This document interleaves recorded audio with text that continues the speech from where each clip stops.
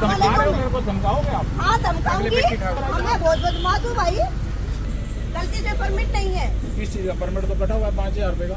5,000 का परमिट चलान है only, permit नहीं है वो, L12I परमिट होता है। नहीं, सरकार ने ऑनलाइन अलाउ किया हुआ है ना जी? नहीं किया हुआ, ऑनलाइन अलाउड है। ऑनलाइन परमिट जनरेट होता है। हाँ, परमिट जनरेट ऑनलाइन जमा भी होता है जी बैंक में। ऑनलाइन बैंक में जमा, चलान जनरेट होने से वो परमिट नहीं बन जाता है। समझे नहीं मैडम, सरकार ने परमिट होता है, परमिट, सरकार ने परमिट होता है, सरकार ने परमिट होता है। परमिट के बिना यू कांट सर्व लिकर, 5,000 रुपए, परमिट के बिना यू कांट सर्व लिकर, 5,000 रुपए फीस रखी यू सरकार ने। कांट सर्व लिकर 5,000 रुपए बनने से आपका राइट नहीं हो जाता, और वो भरा नहीं है, चलान है ओनली।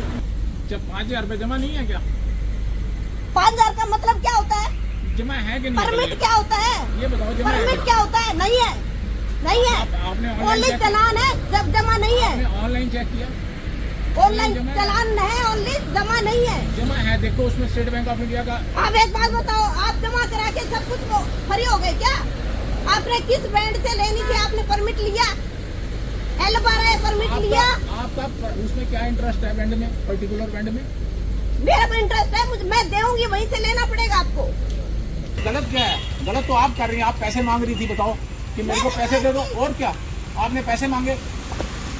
कैसे बात कर रहे हो आप? मैंने क्या बात की? क्या बात है? मैंने कल किससे पैसे मांगे? कल किससे पैसे मांगे? ये देखो, बनाओ बनाओ इसकी वीडियो। यार मैं एडिट करूंगी, क्या मतलब इल्जाम लगा रहे हो आप? फोन दो मैडम, आपने पैसे नहीं मांगे? किससे मांगे? मेरे से मांगे आपने? 70 आदमी थे यहाँ पे। हाँ, 70 आदमी थे, और सारे मैंने देख लो। पुलिस भी बुलाई है। हाँ, तो सबके सामने मांगे आप? किससे मांगे? वही एक बता दो, किससे मांगे?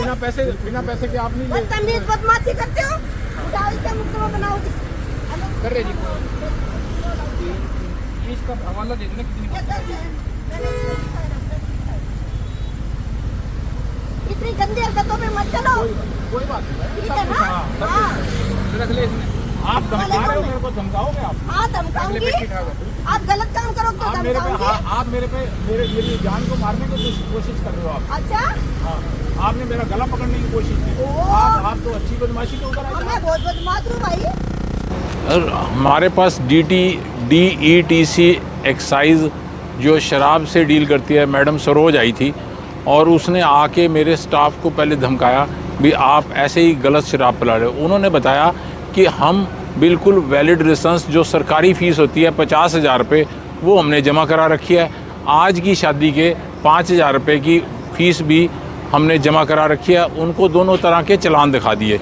वो हमारी फ़ाइल लेके जो है इनसे, जो स्टाफ वाले थे हमारे, इनसे छीन के लेगी अपने साथ। तो इतनी देर में मैं भी मौके पे पहुंच गया। तब वो गाड़ी में बैठी थी और मैंने आके मैडम से कहा कि भाई हमने जब सब कुछ वैलिड बना रखा है, जब 50,000 रुपये की लाइसेंस फ़ीस ले रखी है विस्की पिलाने की, और 5,000 रुपये जो आज के विस्की पिलाने की फ़ीस है वो भी जमा करा रखी है, तो फिर तो मैडम कहने लगी हमारा को तो कुछ नहीं मिला ना, हमारे को क्या मिलेगा अगर तुमने सारी फ़ीसें ही ऑनलाइन जमा करा दी। तो मैंने कहा मैडम जी वो तो मेरे लिए पॉसिबल नहीं है, वो काम तो मैं नहीं कर सकता।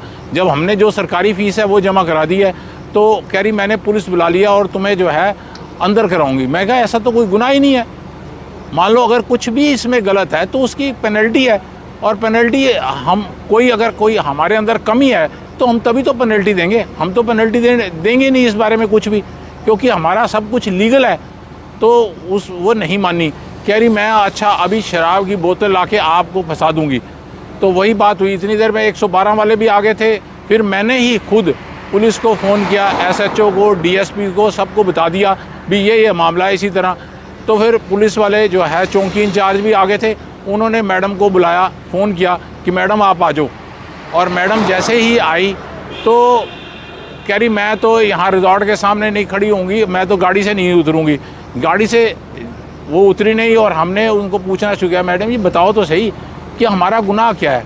कह रही मैंने बता तो दिया था कि मैंने कहा जी परमिट हमने बनवाया हुआ है, सारा कुछ ऑनलाइन बना हुआ है, रसीदें आपको दिखा दी हैं सारी, तो इसमें गलत क्या है। अब सरकार तो डिजिटलाइजेशन का, मोदी जी हमारे प्रधानमंत्री जी डिजिटलाइजेशन की बात करते हैं, और आप कह रहे हो ऑनलाइन कुछ हो नहीं सकता। वो तो नोटबंदी कर रहे हैं, अभी 2000 का नोट भी बंद कर दिया, तो ताकि सब लोग ऑनलाइन आए पेमेंट करें। तो आप इस बात से कह रही मेरे को तो अपने हिसाब से मतलब है, तो मैंने कहा जी फिर आप ये तो कोई बात ना हुई, आप मेरे से पैसे मांगोगी। तो इस बात पे वो गुस्सा खा गई, क्योंकि मेरे और रिपोर्टर्स यहाँ तक पहुँच चुके थे और उन्होंने सारी बात रिकॉर्ड कर ली थी। तो इस बात से गुस्सा खा गई, उसने मेरा गला दबाना चाहा।